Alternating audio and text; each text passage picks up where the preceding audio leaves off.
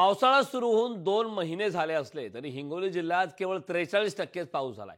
यावर्षीही पाऊस कमी झाल्याने जिल्ह्यातील अनेक नदी नाले लघु प्रकल्प कोरडेच आहेत। तर परभणी आणि हिंगोली जिल्ह्याच्या सीमेवर असलेल्या येलदरी धरणात देखील केवळ 30% पाणीसाठा आहे। तर इसापूर धरणात 38% पाणीसाठा शिल्लक आहे। जिल्ह्यात पाऊस पडत नसल्याने शेतकरी मोठ्या चिंतेत सापडला आहे।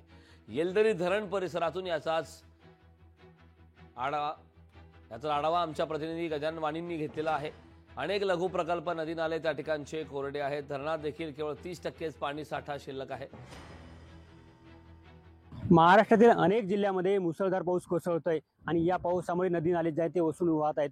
हिंगोली जिल्ह्यामध्ये मागील 2 महिन्यांमध्ये केवळ 43% पाऊस झालेला आहे आणि यामुळे जिल्ह्यातील अनेक नदी नाले असो जे लघु प्रकल्प आहेत ते कोरडे ठाक झालेले आहेत। आणि सगळ्यात महत्त्वाचं म्हणजे हिंगोली जिल्ह्यात प्रमुख 3 धरणं आहेत, इसापूर, सिद्धेश्वर आणि येलदरी। या तिन्ही धरणाच्या पाणी पातळीत जे आहे ते वाढ झाली नाही। मी सध्या हिंगोली आणि परभणी जिल्ह्याच्या सीमेवर असलेल्या येलदरी धरण या परिसरामध्ये बघू शकता की या येलदरी धरणामध्ये गेल्या वर्षी जे आहे ते 50%च्या वर पाणीसाठा या महिन्यामध्ये होता। मात्र या 2 महिन्यामध्ये केवळ जे आहे ते 43% पाऊस झालेला आहे आणि या पावसामुळे या धरणाच्या पाणी पातळीत केवळ 2% वाढ झालेली आहे। आणि सगळ्यात महत्त्वाचं म्हणजे बाजूलाच जे आहे ते या धरणावरती अवलंबून असलेलं सिद्धेश्वर धरण आहे।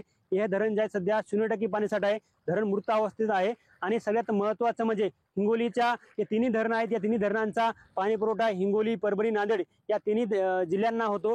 गेल्या वर्षी जे आहे ते पाऊस कमी झाल्यामुळे हिंगोली जिल्ह्याला मोठ्या पाणी टंचाईचा सामना करावा लागला आणि शेतकऱ्यांच्या पिकाचं देखील मोठं नुकसान झालं होतं। पाऊस नसल्यामुळे शेतकऱ्यांची दुबार पेरणी करावी लागली शेतकऱ्यांना।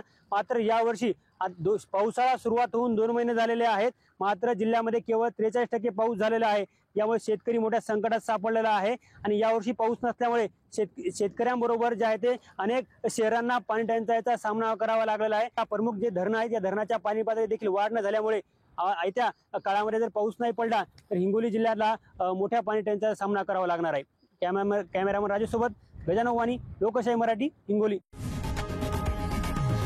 लोकशाही मराठी ऐका, पहा, जागरूक रहा।